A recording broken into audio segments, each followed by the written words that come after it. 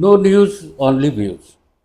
दर्शकों, लगातार हम बहुत सारे मुद्दों पे अलग अलग तरीके से बात करते हैं। कला, साहित्य, संगीत, राजनीति, पत्रकारिता, विषय बहुत सारे होते हैं।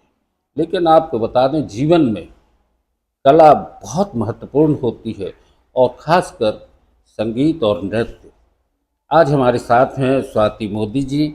श्रीम कथक पीठ की संचालिका हैं और लगभग 38 वर्षों से ये कथक बच्चों को सिखा भी रही हैं। अलग अलग प्रोग्रामों में भी शामिल होती हैं, कार्यक्रमों में। हम आपका स्वागत करते हैं स्वाति जी। कथक एक विधा, जिस तरह से देखा जाए तो आपको क्या लगता है, कथक को लेके किस तरह से बच्चों में रुचि आ रही? कथक एक्चुअली बहुत प्राचीन विधा रही है, और इसका जो प्रकृति और नृत्य और चित्र और इसका जो निष्पादन हुआ मंदिरों से, वो आज की जो जनरेशन है, आज के जो बच्चे हैं, उनको किस तरीके से मोटिवेट किया जाए, किस तरीके से शिक्षित किया जाए। क्योंकि नृत्य जो होता है वो आध्यात्मिक, सैद्धांतिक और स्वास्थ्य संबंधित बहुत सारी चीज़ों में वो सहयोगी है आपके। तो जब हम लोग इनको नृत्य की शिक्षा देते हैं, जब उनको सिखाते हैं, तो ये जो तालें होती है, जो इतने विन्यास होते हैं, ये सब बीज मंत्रों पे आधारित होते हैं। और जब ये निरंतर उनका अभ्यास करते हैं तो उनकी एक आंतरिक प्रक्रिया प्रारंभ होती है। शारीरिक प्रक्रिया तो बाद में आती है नृत्य में। तो अंदर से आपके मन पे, आपकी इंद्रियों पे आप अंकुश लगाना सीखते हैं, और आपके भीतर जो एक व्यक्तित्व का निर्धारण होता है, उसमें नृत्य का बहुत बड़ा योगदान है। एक बड़ी चीज होती है जिस पे हमेशा हम ध्यान भी देते हैं, पुराने मंदिरों, मूर्तियों, उनको जब देखते हैं तो उनमें एक नृत्य की मुद्रा सामने होती है। चाहे शिव की देखें, चाहे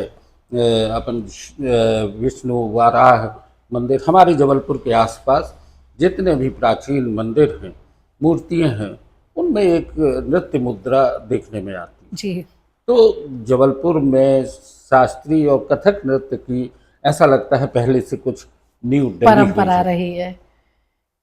बिल्कुल आपका कहना सही है, क्योंकि जितने भी आप प्राचीन मुद्राएं देखेंगे, जैसे रामचंद्र जी हैं, आप रामचंद्र जी को देखेंगे कि वो इस मुद्रा में हमेशा आपको दिखेंगे।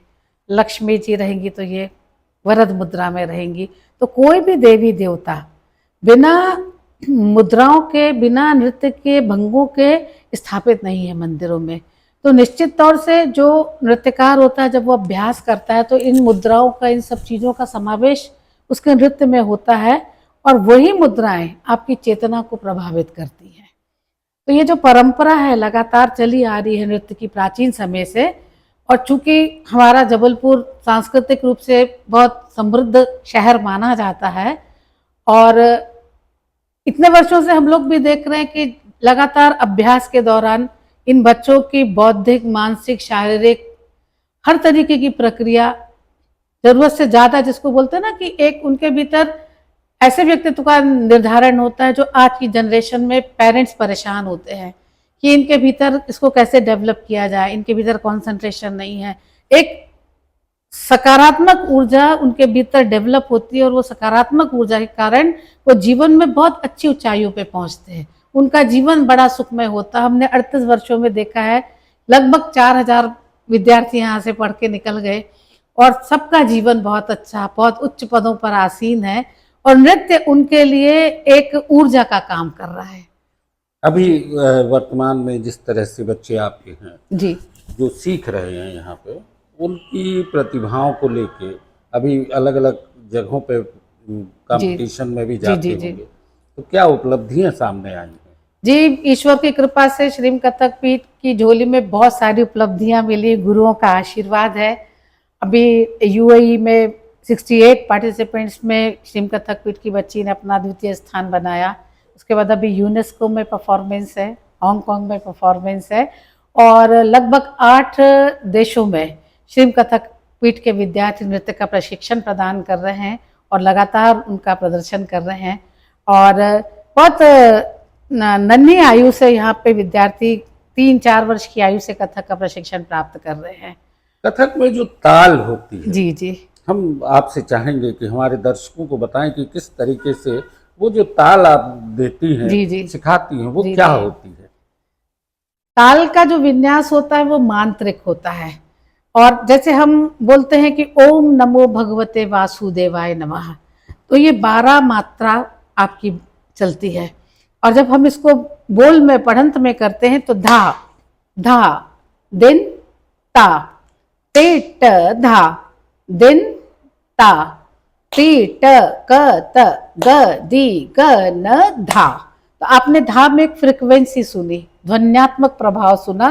तो वही जो आप एक मंत्र का 108 बार जाप करते हैं, वही नृत्यकार जब इसको पैरों से इसके विन्यास को निकालता है तो उसका एक प्रणव नाद उस नृत्यकार के चारों तरफ बनता है। धा धा दिनता तिट धा धा दिनता दिनता तिट तिट कत कत गद गिन गिन धा। धा।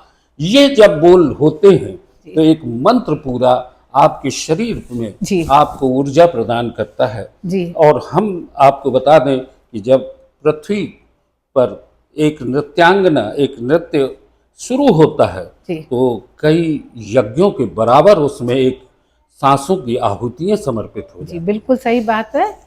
आपको आप देखिए, जब हम प्रस्तुति देते हैं तो हम जब एक यू मुद्रा बनाते हैं तो आपको हमारे भीतर कृष्ण के दर्शन तुरंत होते हैं, क्योंकि हमने उस मुद्रा को बनाने के लिए हजारों बार अभ्यास किया है।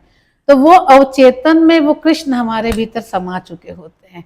तो जब हम प्रस्तुति देते हैं, जिस समय हम अगर द्रौपदी वस्त्रण प्रस्तुत कर रहे हैं या कोई सीता स्वयंवर प्रस्तुत कर रहे हैं, तो आर्टिस्ट कलाकार अकेला होता है पर वो पूरे कथानक को अकेले मंच पे प्रस्तुत कर देता है।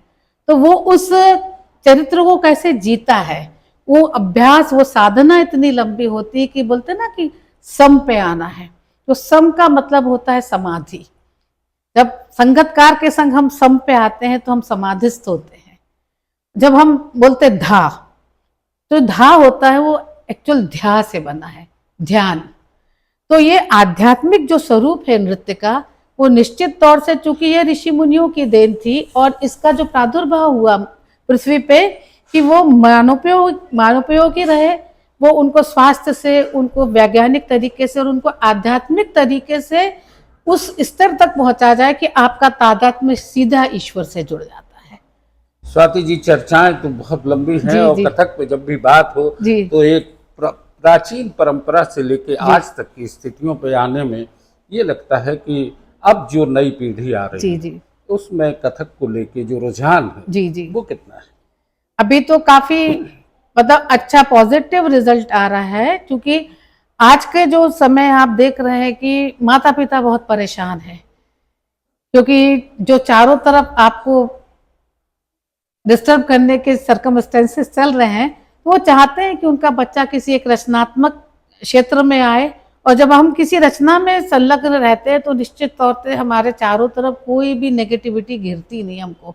हम अगर एक अभ्यास कर रहे हैं, हम एक साधना कर रहे हैं, हम एक मुद्रा का अभ्यास कर रहे हैं, तो मुद्रा हमारे चेतन में, अवचेतन में लगातार चलती रहती है। और यही आपका एक बैंक होता है जो आपको अभ्यास के दौरान बनता है और वो आपको जीवन में कहीं भटकने नहीं देता है। हमारी भारतीय संस्कृति में और जी। भारतीय जीवन पद्धति में मंत्रों का बहुत महत्व है। जी और जब हम मंत्रों का उच्चारण उस लय में करते हैं जी जी तो निश्चित तौर पर हम ईश्वर से सीधे साक्षात्कार बिल्कुल। करने लगते हैं। और जब एक नृत्य की विधा से हम जुड़ते हैं, श्रीम कथक पीठ में आकर अभी हमने देखा बच्चों का जो प्रशिक्षण है उसमें पूरा शरीर की भाव भंगिमाएं एक महारास की स्थिति निर्मित हो जाती हैं। आपके समक्ष कृष्ण आ जाते हैं, शिव आ जाते जी, हैं, बिल्कुल। राम आ जाते हैं और महालक्ष्मी का स्वरूप भी सामने होता है। दर्शकों, नो न्यूज़ ऑनली व्यूज़ पर स्वाति जी से हमने चर्चा की। बहुत बहुत धन्यवाद।